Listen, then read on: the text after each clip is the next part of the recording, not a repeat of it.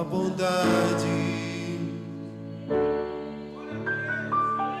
Segunda Crônicas 31, 20 e 21 diz assim: assim fez Ezequias em todo o Judá. Fez o que era bom e justo, reto e verdadeiro diante do Senhor, diante de Yahvé, o Senhor seu Deus. Em toda obra que empreendeu no serviço do templo de Deus, bem como na obediência à Torá, lei e aos mandamentos, Ezequias buscou o seu Deus e trabalhou de todo o coração, e por isso prosperou. Amém, queridos? Pai, nós te agradecemos, Pai, aqui nesse momento. Coloca o Senhor na posição para ser o teu adorador nesse momento e ser um canal para a tua igreja, canal de bênção para a sua igreja. E me usa, Senhor, não para falar de mim nesse lugar,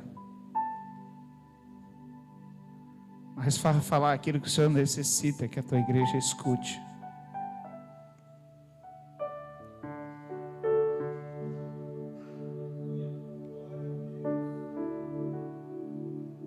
Em nome de Jesus. Quero tirar o óculos, mas não vou enxergar. Pensa numa briga agora. Você tira o óculos, bota o óculos, tira o óculos, bota. Irmãos, hoje está difícil para mim essa palavra.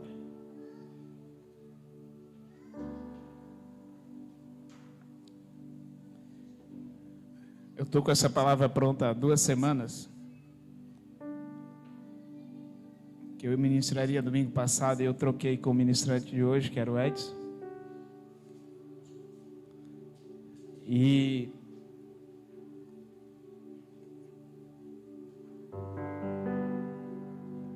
vamos lá, vamos tentar aí. Queridos, Ezequias foi um homem de Deus, aí, um importante rei de Judá, que você já conhece a história. Foi ele que reformou a religião do povo de Deus, restaurou o culto, a Páscoa, os sacrifícios, aboliu ali a idolatria do meio do povo de Deus, naquele período que o povo estava escravo, que se tornaram sexta-feira. Quem estava aqui sexta-feira? Sexta-feira o pastor até falou um pouco de Ezequias, falou sobre Ezequias, o pastor que ministrou sexta-feira. E hoje pela manhã, a palavra do café da comunhão está inserida aqui nessa passagem. Então tudo tem Deus no negócio.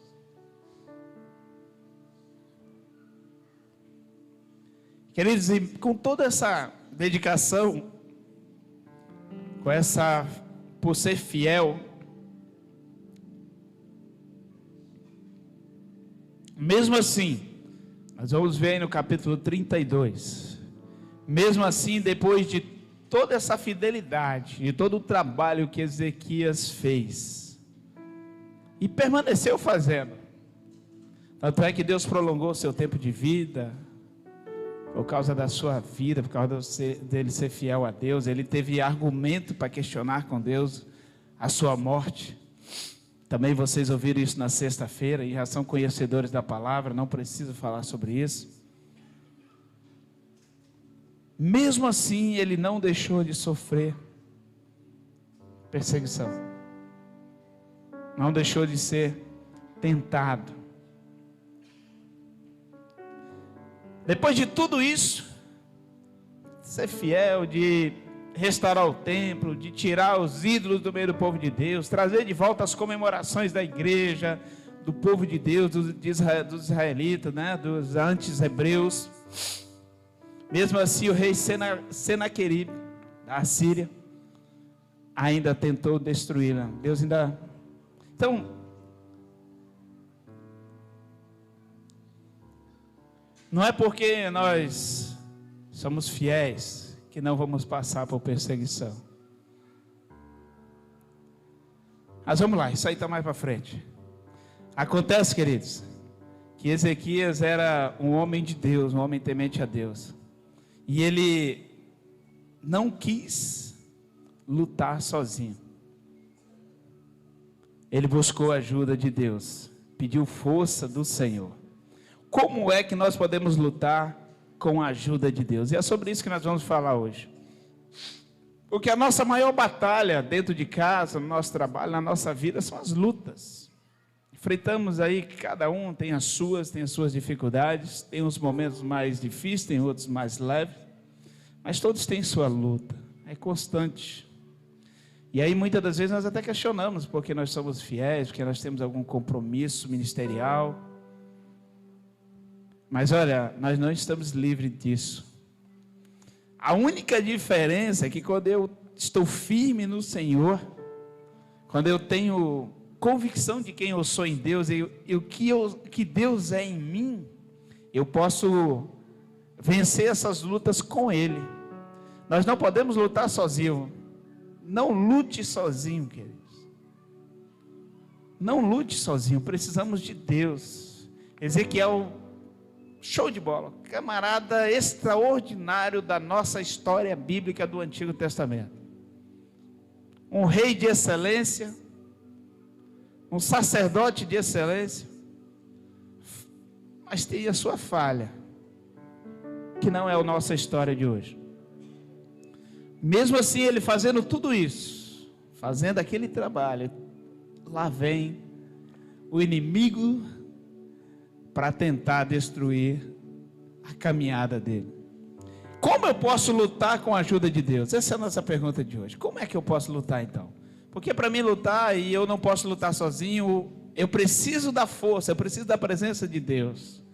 E olha, eu vou dizer uma coisa para você, está difícil ministrar isso aqui, estudei, montei, eu achei coisa de louco montar quando essa palavra veio para mim, porque eu não estou passando uma fase que eu estou podendo lutar sozinho, e é a fase mais difícil da vida da gente. Não é que nós temos tempo lutas, né? Mas tem umas lutas que elas são mais fortes. E aí você diz assim, eu preciso da força do Senhor, e aí eu tenho que buscar em mim, para saber como é que eu estou em Deus, para poder dizer para Ele. Porque assim, não é só buscar, Senhor é minha força. Ei, queridos, muita gente viajando na maionese com essas frases. Tudo posso naquele que me fortalece. É muito bonito essas frases. Mas aquele que te fortalece, Ele só vai te fortalecer se você tiver propósito com Ele. A força só vai ser dada para mim e para você, a força do Senhor, se eu tiver propósito com Ele, se eu estiver andando com Ele, se eu estiver servindo Ele. Então, quando eu vou pedir ajuda do Senhor, eu me autoanaliso. Como é que está a minha vida hoje? O que eu estou fazendo? O que eu tenho feito até aqui? E aí onde Ezequias faz todo esse contexto, passa por tudo isso, e ele tem autoridade para falar que ele pode lutar com a força de Deus. E nós, como é que estamos hoje? Você pode colocar Deus para ajudar você a vencer suas batalhas? Na verdade, você pode deixar Deus vencer suas batalhas, porque aqui Ezequias não precisou fazer nada, Deus fez tudo por ele. E a maioria das nossas lutas, o pastor pregou sexta-feira. Quem estava aqui recebeu aí uma palavra de show, uma palavra bênção. Você não precisa fazer nada, fica olhando o que Deus faz. Quando Deus está no negócio, fica olhando o que Deus faz. Só que para Deus estar no negócio, nós temos que estar com Ele. Para você poder andar dentro do meu carro de carona, você tem que ser meu amigo. Eu tenho que conhecer você.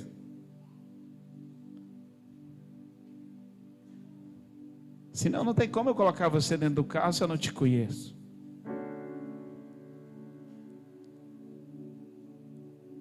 Vamos refletir no exemplo de Ezequias e aprender aqui um pouco, né, como enfrentar os problemas com a ajuda de Deus. A primeira já é show demais. 2 Crônicas 31, 20 e 21, que é o texto que nós lemos, vai dizer que a primeira coisa para eu poder vencer as minhas lutas com Deus, eu preciso ser fiel.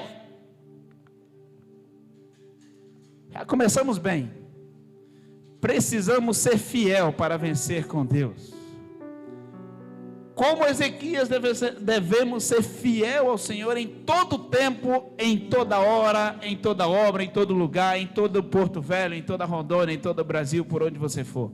Tem que ser fiel, precisamos ser fiel, com a integridade e sendo fiel de coração. Porque não é ser fiel por uma obrigação. Para mim ser fiel, fazer a coisa com amor, eu preciso fazer de coração. E o legal é que a fidelidade, irmãos, ela nos traz, ela nos faz com que o inimigo não tenha legalidade sobre a nossa vida. A fidelidade nos fecha, nos bloqueia, nos protege das artimanhas de Satanás, a artimanha do nosso inimigo, da alma. Ele até tenta, a coisa aperta, a coisa começa a bagunçar do lado, começa a surgir os comentários, mas não chega até você, por quê? Porque você está blindado com a integridade de ser fiel a Deus. Então ser fiel já nos cria essa proteção contra o inimigo. E ser fiel também nos faz com que Deus nos abençoe. Ser fiel libera bênção sobre a nossa vida. A fidelidade libera bênção sobre a nossa casa, sobre a nossa cabeça. Nos traz prosperidade. A palavra de Deus diz que Ezequiel prosperou por ser fiel. A fidelidade de Ezequiel trouxe prosperidade constante na vida dele. Pastor, eu estou aqui lutando faz tempo. E eu tenho tentado isso, eu tenho feito isso e aquilo, eu tenho feito assim, eu estou nos cultos, eu estou não sei o quê. Mas não estou prosperando, a luta não passa, não vejo o final dessa batalha. Queridos, eu convido você, conforme a palavra, faça uma análise bem feita aí. Tem alguma coisa ainda errada aí. Tem alguma coisa precisando ser ajustada ainda. Seja na sua alma, seja no seu coração, né, nos seus sentimentos, seja na forma de você lidar no seu trabalho, a forma que você se expressa, como você fala, eu não sei. Seja os seus negócios, aquilo que você acha que não tem nada a ver, alguma coisa precisa ser ajustada. Deus não nos colocou aqui para vivermos uma vida de miséria. Vou colocar assim essa palavra que é mais pesada. Passarmos dificuldade sim, mas do justo não faltar o pão, Deus não honrar de você não honrar os seus compromissos.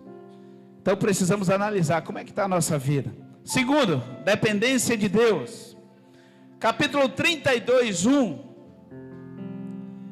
2 Crônicas 32, que é o verso 1, vai falar sobre a fidelidade, mas vai falar aí sobre esse ataque que aconteceu na vida. Então, dependência de Deus, mesmo sendo fiéis, enfrentamos lutas que servem para nos ensinar a depender de Deus. Então não fica agoniado porque a luta chegou para você, porque você está passando por um momento difícil, não. Não é porque você é infiel, não. É porque é o momento de você aprender. Deus está te ensinando algo. Deus está formando você. Deus está fortalecendo, trazendo algum ensinamento. Procure ensinamento. Hoje eu até falei no programa pela manhã lá na rádio. Em vez de reclamar, avalie o que está acontecendo com você e pergunte a Deus o que Ele está te ensinando, irmãos. Em tudo que nós passamos tem ensinamento. Nosso Pai não nos bate à toa. Ele não nos permite situações à toa. Estou vivendo aprendizados, e eu posso dizer assim, vou usar uma palavra que é bem, não gosto muito dela, mas vou usar. Eu estou passando por uns aprendizados terríveis. Esse dia eu vi uma pessoa falando assim, eu achei interessante na forma de expressão dela. Pastor, Deus é terrível. Eu acho engraçado essa expressão, quando expressa de alguma coisa boa, né? Até a expressão da pessoa. Deus é terrível. E o diabo será o quê? Como é que é o diabo então, né? Se Deus é terrível, como é que é o diabo? Mas, olha, irmãos, são ensinamentos que vão mudar a história. Os ensinamentos que você está vivendo agora é porque Deus tem um propósito grande na sua vida que vai mudar a sua história, que já está mudando a sua geração. Mas se você ficar parado na reclamação e não colocar a sua vida na dependência de Deus, não se deixar Ele cuidar, não vai mudar isso. Você vai continuar sofrendo ou você vai se acabar de vez. Porque Deus está dizendo: filho, eu te amo tanto que eu preciso te ensinar a moldar você para o futuro, para algo maior que eu tenho na sua vida. Não é isso que você viveu até agora, já foi. Vamos pensar no futuro, vamos para cima, vamos para frente, vamos para o alto, né? Olhar para o alto, está difícil até de olhar para cima hoje, né? A gente vê as pessoas. Esse dia eu me peguei há um tempão já assim. Eu falei, precisa mudar essa situação. Precisa olhar para cima, precisa olhar para o alto. Essa palavra me trouxe esses ensinamentos das últimas 2 semanas. Preciso parar de ficar olhando para baixo, olhar para o alto. É do alto que vem o nosso socorro. É do alto que vem o teu socorro. Enquanto estivermos nesse mundo, querido, nós vamos enfrentar dificuldade. Não adianta. Não adianta tentar correr, não. A situação não vai, as coisas não vão mudar, não. Vão continuar apertando. Para você que é servo de Deus, para você que ama Jesus, ei, tem uma notícia boa para você. Vai continuar apertando o negócio. Está estreitando e vai estreitar mais ainda. Se não se apegar a Deus, não vai conseguir passar pelo estreito. Você vai ficar para trás. E nós não podemos desistir. Temos que ser firmes. Terceiro, precisamos tampar as fontes para o inimigo. Esse aqui eu achei interessante, queridos. 2 Crônicas 32, do verso 3, verso 4. Sabe, Ezequias teve uma ideia maravilhosa. Toda essa palavra, ela começou a ministrar. Ela começou há uns dias atrás, mas nessa semana eu comecei a ler agora, essa semana, reler para hoje. E eu comecei a ver o nosso momento nessa mensagem. Por isso que ficou mais difícil para mim. Eu comecei a ver o momento que nós estamos passando agora. E aqui começa. Ezequias teve uma ideia maravilhosa. Nesses versos aí de 2 Crônica 32, do 3 ao 4, vai falar que Ezequias, quando ele fica sabendo que o rei, como ele já tinha invadido Judá e já estava para atingir, estava faltando só atingir Jerusalém. Naquele tempo era mais difícil ir até Jerusalém, era numa serra, né, no alto. Então era mais difícil. Hoje não, hoje as estradas são boas, tem transportes bons e tal. Mas naquele tempo, para subir, é uma subida alta mesmo. Então era muito cansativo. E o que o povo fez? O que o povo de Deus fez? Eles construíram ao longo da subida fontes de água, para que conforme o povo fosse subindo, dava que naquele determinado ponto eles paravam para abastecer ali, tomar uma água, para ganhar mais força para chegar até a cidade. Para o povo de Deus isso era bênção, mas para o inimigo isso se tornava uma força contrária a eles. E aí o que Ezequias tem a ideia de pegar o povo e tampar os poços ali, as nascentes de água que foram criadas por eles. Para quê? Para que quando o inimigo viesse subindo, eles não tinham como se abastecer, e até chegar em Jerusalém estariam cansados, desgastados, enfraquecidos. Precisamos ter estratégia, meu. Da mesma forma, nós precisamos tampar os poços, tampar as chamadas brechas que nós chamamos, né, a nossa vida, para que o inimigo não nos atinja, irmão. O que acontece é que nós ficamos buscando de Deus, estamos vendo a tentação, né, a conhecida retaliação ou a prova sobre a nossa vida, e não buscamos nos policiar, nos proteger, nos guardar. E Ezequias reúne ali os sacerdotes, os homens ali, os seus líderes maiores no momento, conversa com eles e é decidido. Então o que eles fazem? Fecham todas as cisternas lá, os poços, para que eles viessem, até que eles chegassem a Jerusalém, subindo, não tinham como ir se fortalecendo. O que nós precisamos fazer na nossa vida? Fechar as brechas. Onde é que você está falhando? O que está faltando? Você está sendo infiel em alguma coisa? Está falhando em alguma coisa? Conserta. Para que o inimigo não tenha um ponto para entrar na sua vida, para criar destruição sobre você, para ter argumento contra você. Precisamos usar essas estratégias, irmãos. É tempo disso. Sempre foi, mas hoje mais ainda é tempo de nos cuidarmos, de vigiarmos, restaurar os muros. 32 verso 5 vai falar sobre a restauração dos muros. O muro da cidade estavam todos defeituosos, quebrados, e Ezequias chama o povo para reconstruir, e ele reconstrói um muro ao redor da cidade, renova aquele muro que já existia, mas estava danificado, coloca guaritas para ter soldados cuidando, vigiando e olhando. Mas ele faz mais, constrói um outro muro ao redor daquele muro já existente. E nós vimos domingo passado que o muro representa na nossa vida, que o muro representa na Bíblia dignidade, representa segurança, proteção. E o que eu vejo nesse muro ao redor, irmãos? Nós construímos um muro na nossa vida, uma proteção na nossa vida, mas nós precisamos de duas proteções. Diz a palavra de Deus que ao nosso redor está os...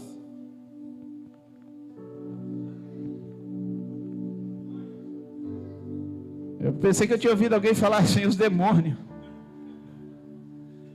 Ao nosso redor está os demônios. Que isso? Ao nosso redor estão os anjos. E ao derredor, numa segunda posição, ou numa terceira, nesse caso, aí sim pode estar qualquer coisa para lá, porque nós já estamos protegidos. O que está para lá para mim não interessa, não tem poder sobre a nossa vida. Então precisamos construir um muro. Qual é o muro? O primeiro muro são as decisões que eu tomo, a minha vida, me cuidar, como eu vivo, o que eu falo, o que eu faço, quais são as minhas atitudes, quais são as minhas ações como cristão. Esse é o primeiro muro, proteção. Guardar a minha casa, como é que eu guardo minha casa? Cuidando bem da minha família, honrando minha esposa, honrando meus filhos, respeitando. Isso é cuidar da casa.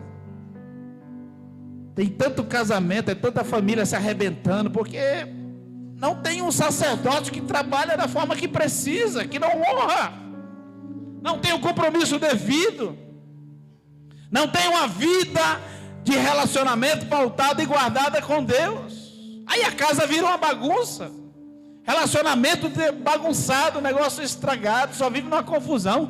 Não é o desentendimento, irmãos, não é o desentendimento, porque nós, como vivemos com duas pessoas diferentes, somos duas personalidades diferentes vivendo no mesmo teto.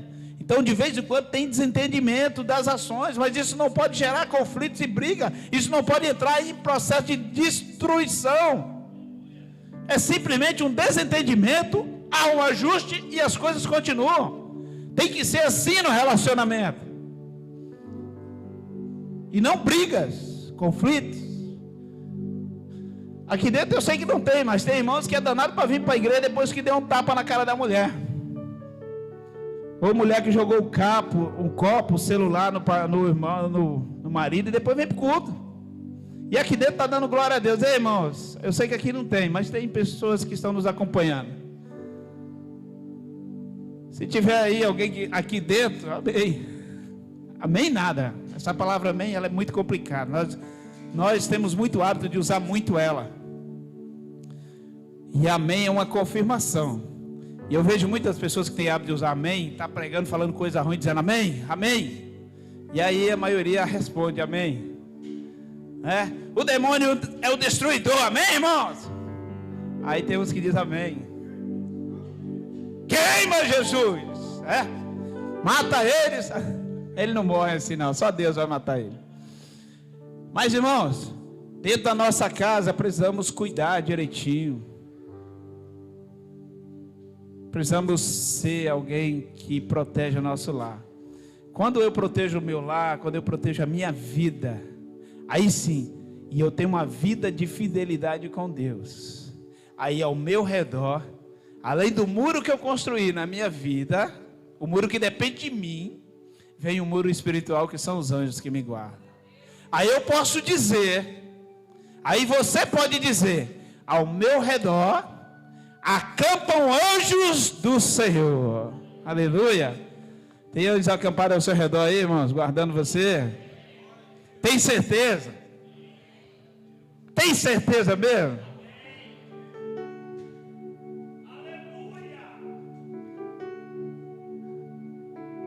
Errado não é você ter dúvida. Errado é você continuar vivendo como você está. Muda a sua vida hoje em nome de Jesus. Se está faltando uma firmeza aí nessa proteção divina, toma uma decisão de mudar em nome de Jesus.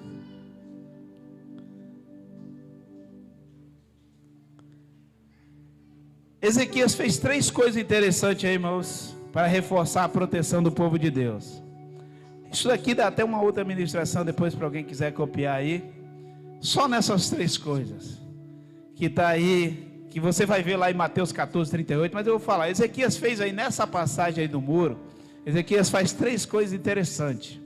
Ele cria aí vigilância, ele ergueu torre nos muros para os soldados estivessem de vigia, olhando onde vem o inimigo e anunciando a qualquer perigo. Isso significa vigilância, alerta a todo tempo. Está lá em Marcos 14, 38, vigiai e orai, pois não sabeis, para não cairdes em tentação.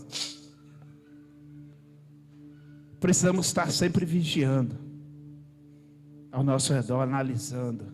E a terceira coisa, ele fez outro muro por fora, já reforçado com torres. E o que isso nos reflete? Nós podemos ir aí para Hebreus 10, 25, que foi a palavra que foi ministrada hoje pela manhã no café da comunhão, que é vivermos em comunhão. Precisamos estar em comunhão com a igreja, irmãos. E precisamos estar em comunhão com Deus. Quando eu vivo em comunhão com Deus e vivo em comunhão com a igreja, eu crio esse muro de proteção, essa presença do Espírito Santo. Os anjos acampam ao nosso redor. E a terceira coisa que ele cria nessa proteção dos muros é a preparação. Providenciou mais armas para o povo. Precisamos preparar o povo precisa estar preparado. A batalha não se vence se não estiver preparado. Se você não estiver armado da forma correta, não há vitória. Não há vitória. E no nosso caso, precisamos estar voltados e armados com a palavra do Senhor, usando a espada que é a palavra. E hoje eu lendo sobre as armas, que está lá em Efésios 6, 10, do 10 ao 17, e eu fui ver que, alguns irmãos aqui vão entender o que eu vou falar agora, mas não vai dar para falar para a igreja, que a espada é a palavra do Senhor que corta. No mundo espiritual a espada é a palavra, e assim, ela já tinha, mas hoje ficou tão, devido às algumas coisas que nós vivemos aí nos últimos 2 meses, a palavra espada, ela marcou muito a minha vida nos últimos dias. E aí quando ela ficou assim, a palavra é a espada, a palavra é a espada, eu disse, meu Deus, né? Que coisa. Então precisamos estar cheio de Deus, irmãos, para que essa espada, para que essa palavra seja bem utilizada, você precisa estar cheio de Deus. A quinta, fortalecer o coração. Ezequias, quando preparou o povo, ele reuniu o povo lá no local, lá no arraial, e ministrou aos corações de cada um, dando a eles força para vencer, dizendo para eles que eles iam conseguir, que eles eram mais do que vencedores, que eles não poderiam e não desanimar, que eles se permanecessem fortalecidos em Cristo, que Deus era a fortaleza total, Deus é a força. E nós aqui olhando para nosso propósito daqui para frente, eu quero convidar você, desafiar você a não desanimar, irmãos. Não desistir. Permaneça firme. Segura bem essa espada que Deus colocou na sua mão. Cuida bem do seu propósito, do seu projeto. E vamos vencer essa luta no Senhor Jesus. Nós vamos vencer essa batalha no Deus que nós cremos, no Deus que nós vivemos, o Deus que está conosco. Sede forte e corajoso. Está lá em 2 Crônicas 37, dos 32, 7 e 8. Sabe, o ponto 6 é crer em Deus, Ele é maior. Sede forte e corajoso. Jesus diz para Ezequias: além de tudo é preciso ter fé, que Deus é maior do que tudo e todos. Precisamos manter nossa fé, pastor. Precisamos manter nossa fé. Precisamos crer nesse Deus constantemente e receber a vitória após a intervenção de Deus. Para recebermos a vitória, se nós tivermos todos esses princípios na nossa mente, no nosso coração, sermos fiel a Deus, mantemos Deus em primeiro lugar na nossa vida. Se nós cremos que Deus é quem Ele é, porque o que Ele é não muda o que eu creio, o que você crê. Muda para mim, mas para Ele não muda. E se você continuar crendo, fiel, que Deus é o que Ele é, o maior, o Senhor dos senhores, o general do exército, de todos os exércitos, inclusive dos exércitos físicos, maior general, aquele que nos dá força, encorajamento, aquele que abre porta onde não tem, que abre janela onde não existe, que coloca água em deserto que não chove. Esse é o Deus que nós servimos, aquele que faz brotar fruto em árvores que não tem mais jeito. Se for preciso, Ele faz nascer coco em manga, só para alimentar a tua sede. Esse é o Deus que eu sirvo. Esse é o Deus que nós servimos. E é nele que nós temos que colocar a nossa fé. Nessa batalha, Ezequias não teve que fazer nada, além de ver Deus defendendo ele e o seu povo dos seus inimigos. Deus enviou um anjo lá. Você vai ler aí na tua passagem, capítulo 32. Deus enviou um anjo que destruiu todos os soldados, e deixou o rei partir. Rei Senaqueribe pegou a malinha e picou a mula, deu pipa, né? Tempos depois, o rei foi morto pelos seus próprios filhos, e Deus livrou Ezequias, deu a ele prosperidade, deu ao povo paz. Sabe, queridos, o que nós precisamos fazer nessa noite? Deixa Deus lutar por você. Deixa Deus lutar por você. Creia no Senhor que luta por você e te defende, porque Ele é maior do que tudo e todos. Quando somos fiéis ao Senhor, aprendemos a depender de Deus no meio das dificuldades. Quando topamos as fontes que o inimigo encontra em nossas vidas e reconstruímos os muros para nos proteger, ficamos livres de muitos desgastes. Por isso, precisamos fortalecer o nosso coração e crer que Deus é sempre maior para intervir poderosamente nas nossas batalhas. Amém, querida igreja? Quem crê diz amém. Eu espero que você continue firme no Senhor. Tá difícil aí? Não desista não, não desanime. Você tem um Deus que tudo pode, que muda a história, que mudou a sua história. Olha quem você era para o que você é hoje. Faz uma autoanálise. Se você achar que antes você era melhor do que hoje, então volta para lá. Eu não sou pregador evangelístico, não é pregador de salvação. Aquele que você só vem. Não, eu quero dizer para você a verdade. que ele, não é que eles não falam a verdade, mas o evangelista ele é para cativar, né? Eu sou mais de Deus para dizer para você, irmão, não fica brincando de crente. Toma uma decisão na sua vida. Se é para ser agora, tome agora. Se você que está aqui, você que está nos acompanhando onde estiver, tome essa decisão na sua vida agora. Se é para ficar brincando, então vai para lá que se suje, se mele, se apodreça de vez. Porque não vai adiantar nada que no dia que Jesus vier, no dia do juízo final, você não vai entrar no céu, meu querido. Minha linda e meu lindo, meu servo amigo, se você ficar brincando de crente, você não vai entrar. Sua salvação não vai estar garantida. E não é para isso que Deus nos chamou. Ele nos chamou para sermos salvos, para vivermos um novo. Deus nos chamou para vivermos a eternidade com Ele, para sermos restaurados, renovados, para passarmos por essas dificuldades, aprendendo e contando testemunho amanhã. Aleluia! É para isso que Deus te chamou, é para isso que Deus me chamou.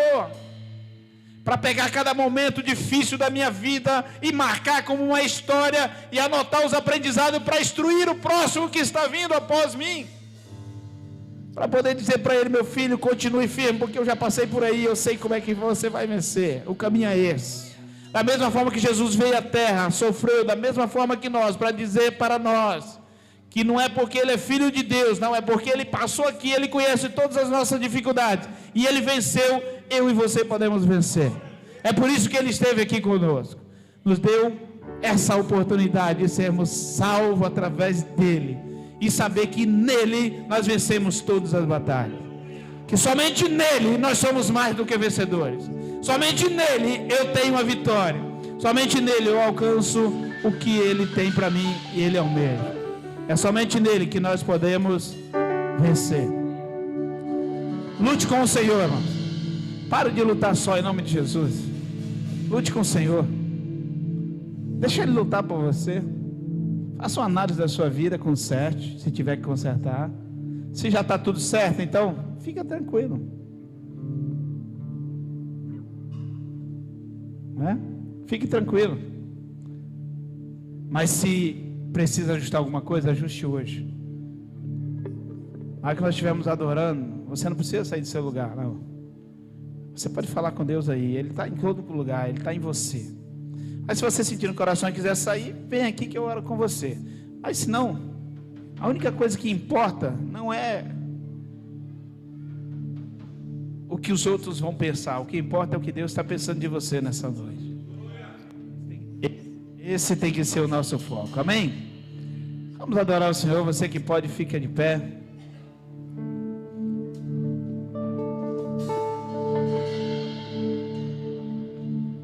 Vamos cantar esse louvor mais uma vez. Creia no Senhor e lute, irmãos. Deixa Ele lutar por você, tá, querido?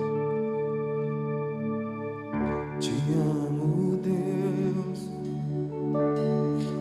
Tua graça nunca falha.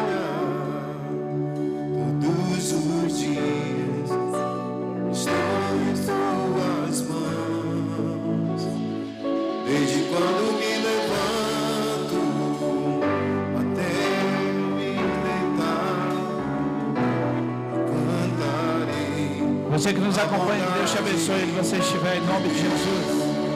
Fique com Deus, até o próximo domingo.